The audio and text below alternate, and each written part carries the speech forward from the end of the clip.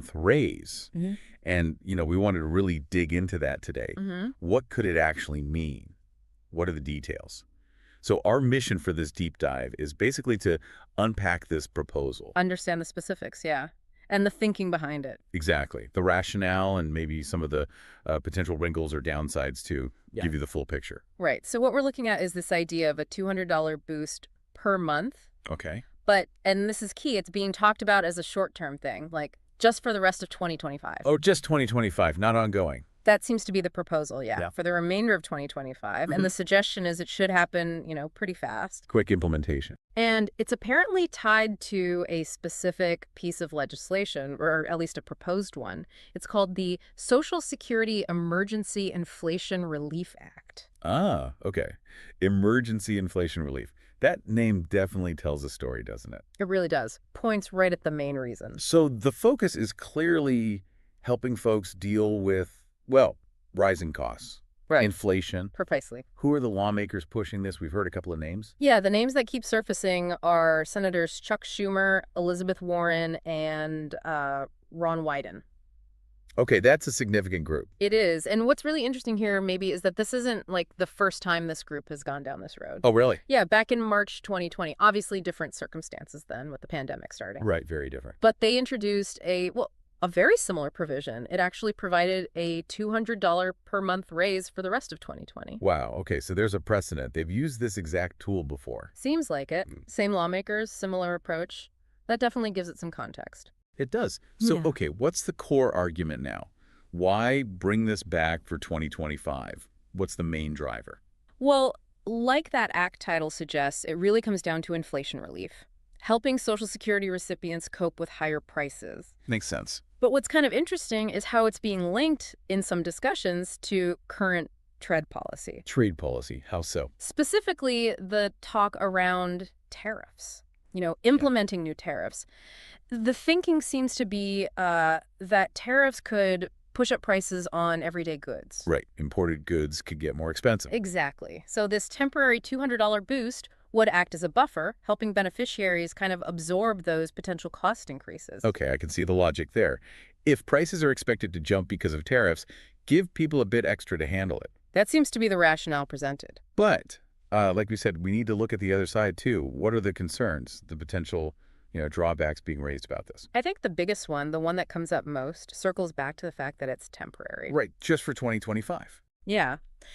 And there's a pretty understandable concern that beneficiaries might get used to that extra $200 a month, build it into their budgets. Sure you would, wouldn't you? Absolutely.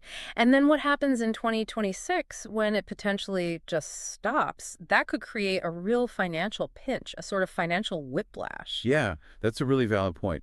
It's easy to imagine people adjusting their spending, maybe taking on a small recurring cost, and then suddenly having that rug pulled out. That could be tough. It could be very tough. It raises questions about managing expectations, Definitely. Now, we've also heard different kinds of talk, about helping Social Security recipients financially. Like the idea of repealing taxes on benefits. How does this $200 raise idea stack up against that kind of approach? That's a really crucial comparison to make. Because repealing taxes on Social Security, well, it sounds appealing, right? No taxes. Sounds great on the surface, yeah. But when you look at who actually pays taxes on their Social Security benefits right now, it's generally folks who have other significant income because of the income thresholds for taxation.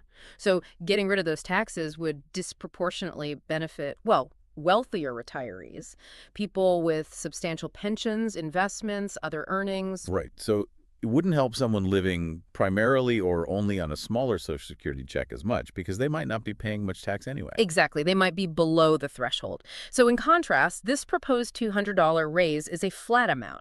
Everyone gets it. Universal. Right. Which means it provides a more direct, immediate boost, especially for those lower and middle income beneficiaries who wouldn't see much or any benefit from a tax repeal. Okay, so the argument is the $200 is more broadly helpful, more immediate relief across the board. That seems to be how it's being positioned, yes. More universal relief compared to the targeted benefit of tax repeal. But does that universal approach raise its own questions? I mean, is a flat $200 the most effective way to help the people who are genuinely struggling the most? That's the flip side, isn't it?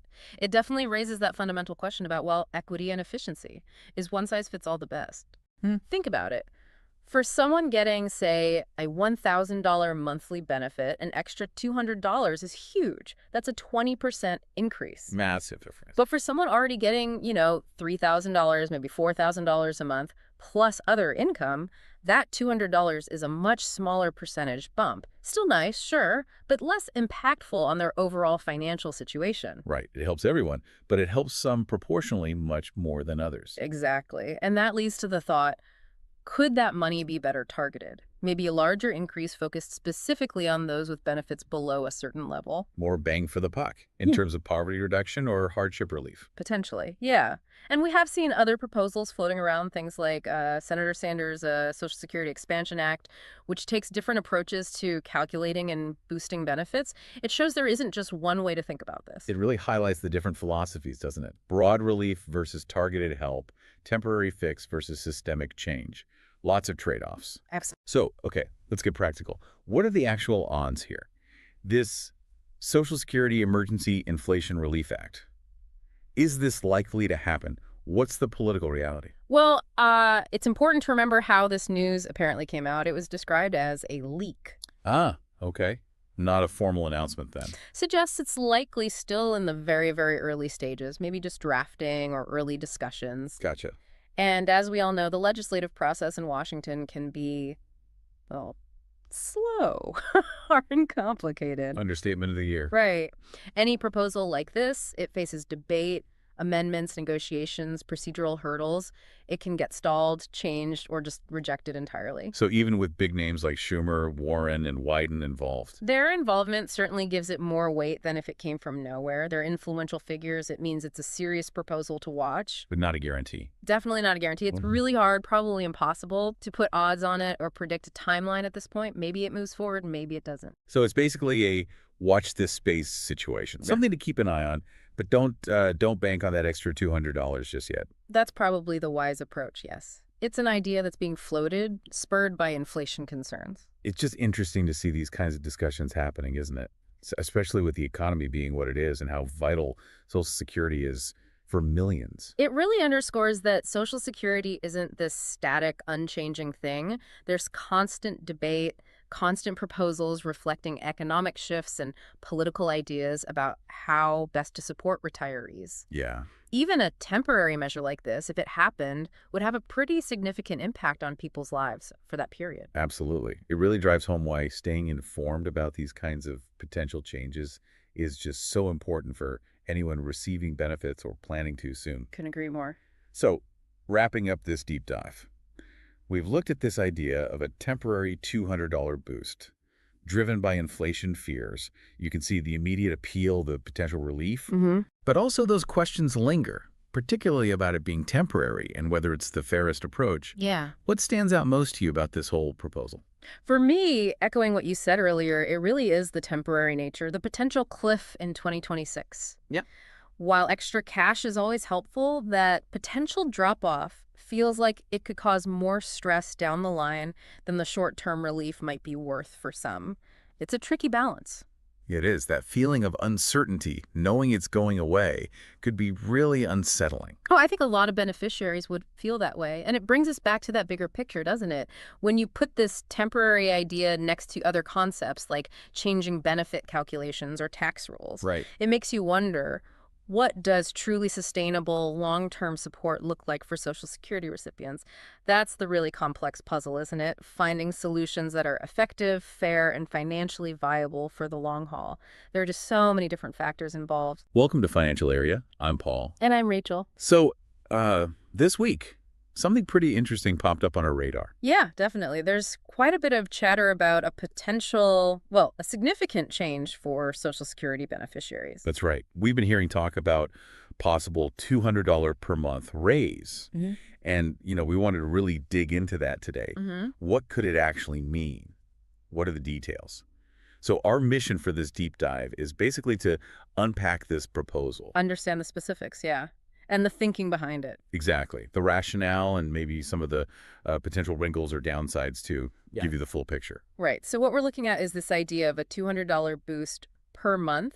Okay. But, and this is key, it's being talked about as a short-term thing, like just for the rest of 2025. Oh, just 2025, not ongoing. That seems to be the proposal, Yeah. for the remainder of 2025. And the suggestion is it should happen, pretty fast. Quick implementation.